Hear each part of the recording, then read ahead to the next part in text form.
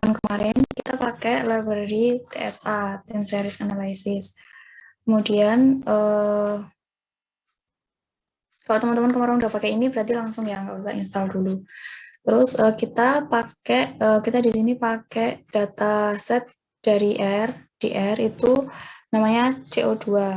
Jadi kodenya itu dataset titik duanya 2 kali, terus CO2. Ini maksudnya itu kita mengambil data CO2 ini dari dataset di R Studio gitu. Terus nanti muncul datanya. Terus ini coding selanjutnya itu ada WinGraph width sama dengan 4,875, height sama dengan 2,5, point size-nya 8.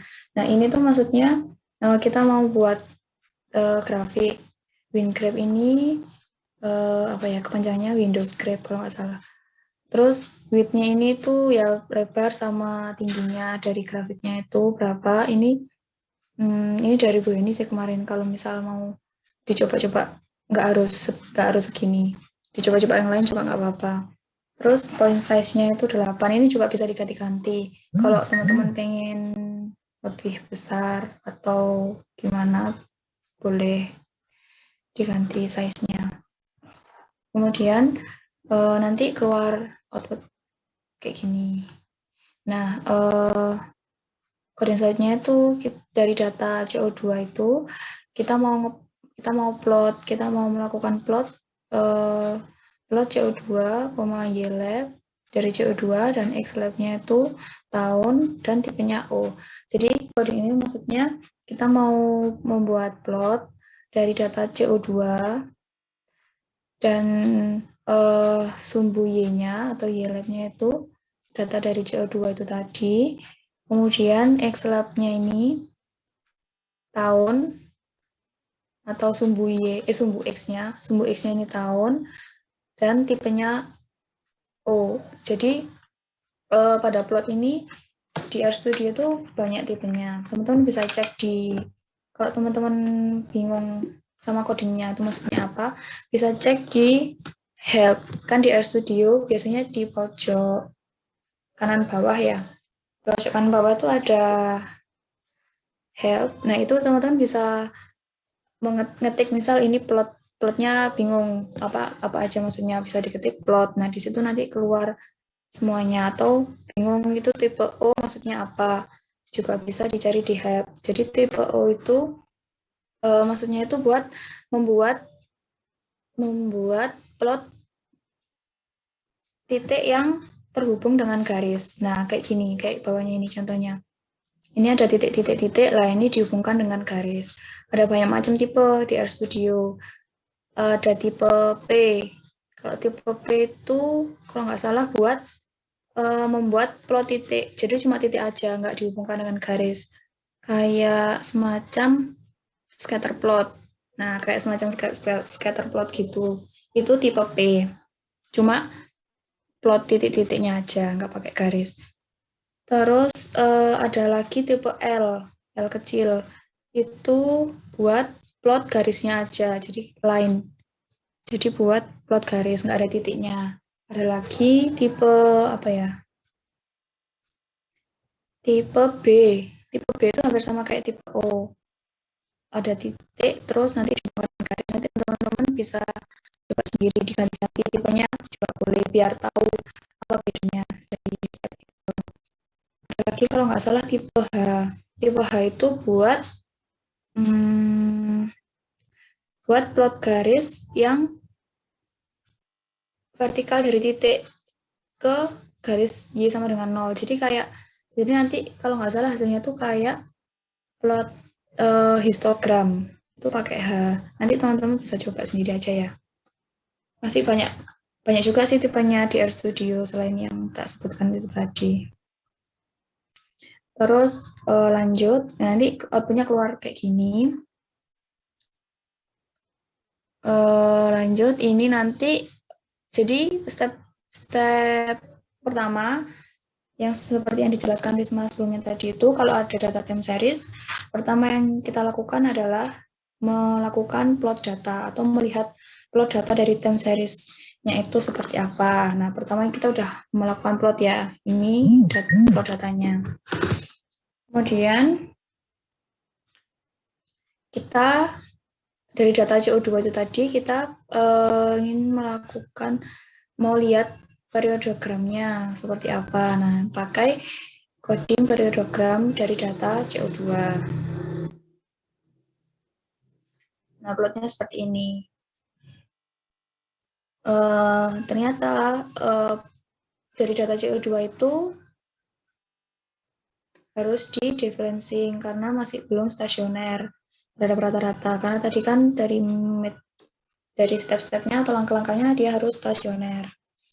Setelah di sini nggak dilihatkan coding untuk stasionernya, jadi langsung pakai data diff. Jadi dari ini kondensatnya itu data diff CO2.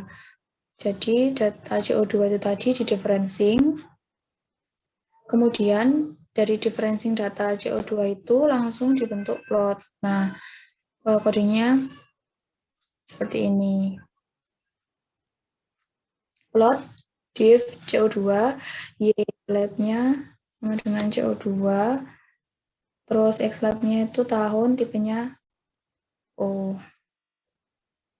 Jadi kita melakukan plot data dari CO2 yang di differencing, kemudian sumbu Y-nya itu CO2 dan X lab-nya itu sumbu X-nya itu tahun, terus pakai tipe O yang kayak tadi.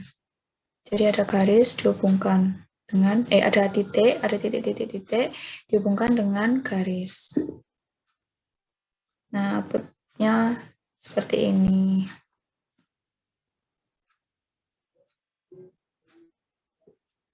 Kemudian lanjut. Nah, ini tadi itu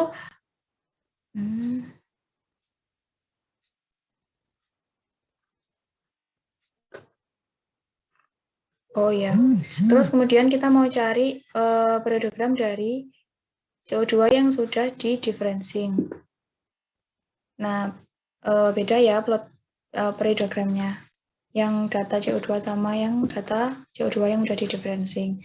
Jadi plotnya kayak gini. Nah, dari periodogram yang udah di differencing ini dapat dilihat bahwa ini pada yang gede aja. Nah, pada frekuensi keberapa ya ini ya? 1, 2, 3, nggak kelihatan. Ini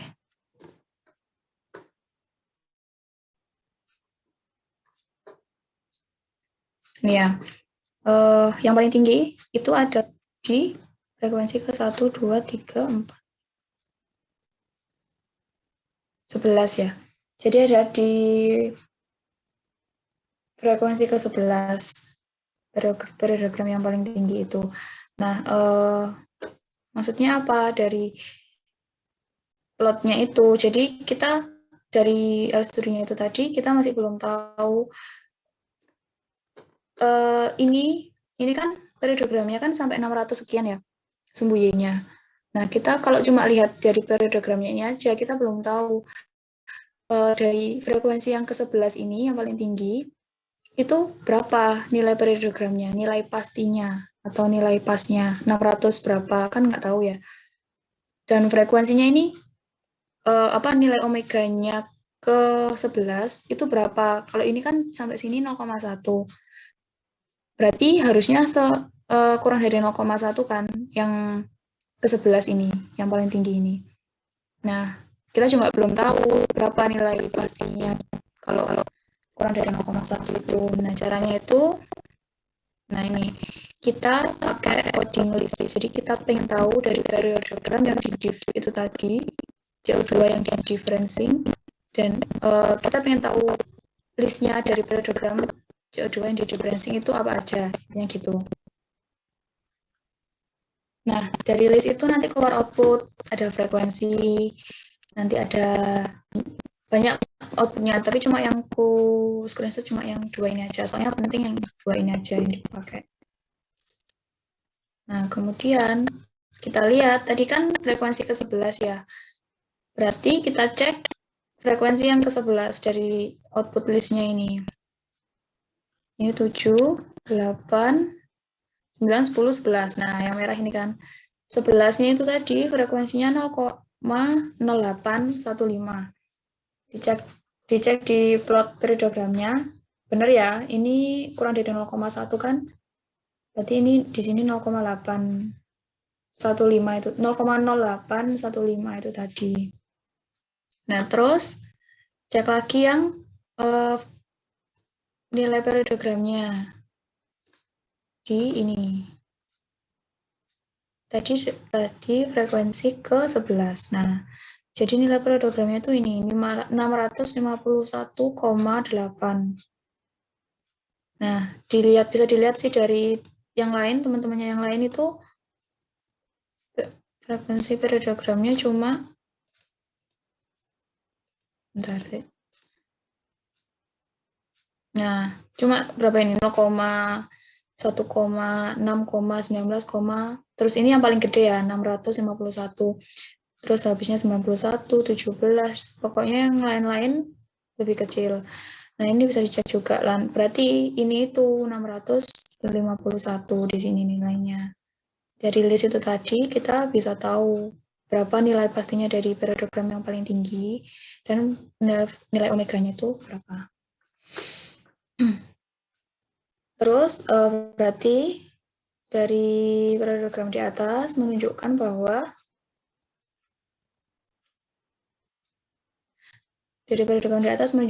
puncak frekuensi tertinggi berada pada frekuensi ke-11 dengan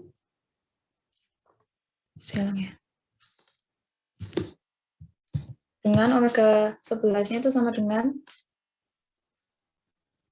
0,0815 dan nilai dari periodogramnya atau I omega ke-11 itu sama dengan 651,8. Nah, pada frekuensi yang dihasilkan ini berhubungan dengan periode. Jadi, dari periodogram itu kita bisa tahu periode berapa sih? Gitu. Kita mau cari periodenya yang tersembunyi itu tadi kan, fungsinya periodogram. Pada frekuensi yang dihasilkan ini berhubungan dengan periode, yaitu cara carinya tuh 1 per omega 11. Jadi 1 per frekuensi yang paling tinggi tadi itu. Plotnya, periodogramnya yang paling tinggi. Itu berarti 1 per 0,0815 ya. Sama dengan 12,3.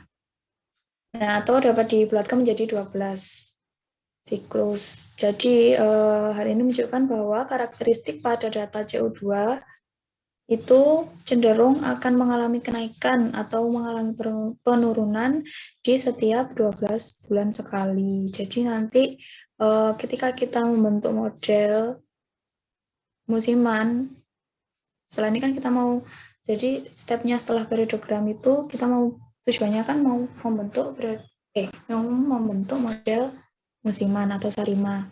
Nah, berarti musimannya itu 12 gitu. 12 bulan sekali. 12 bulannya ini dilihat dari plot periodogram yang sudah dijelaskan barusan itu. Kemudian lanjut untuk model harmonik.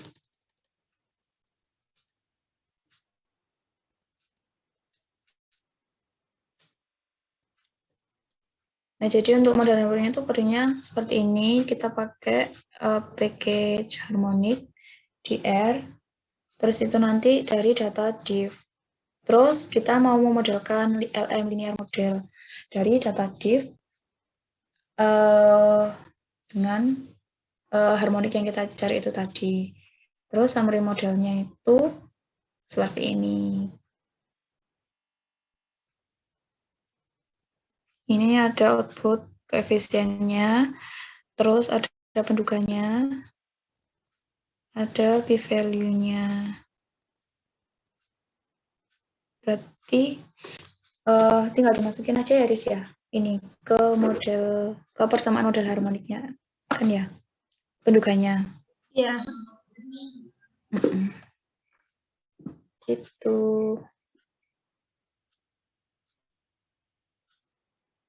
Dari teman-teman, ada yang mau ditanyakan? Izin bertanya, Kak. Boleh. Boleh. Terkait tugas yang kemarin yang tentang tabel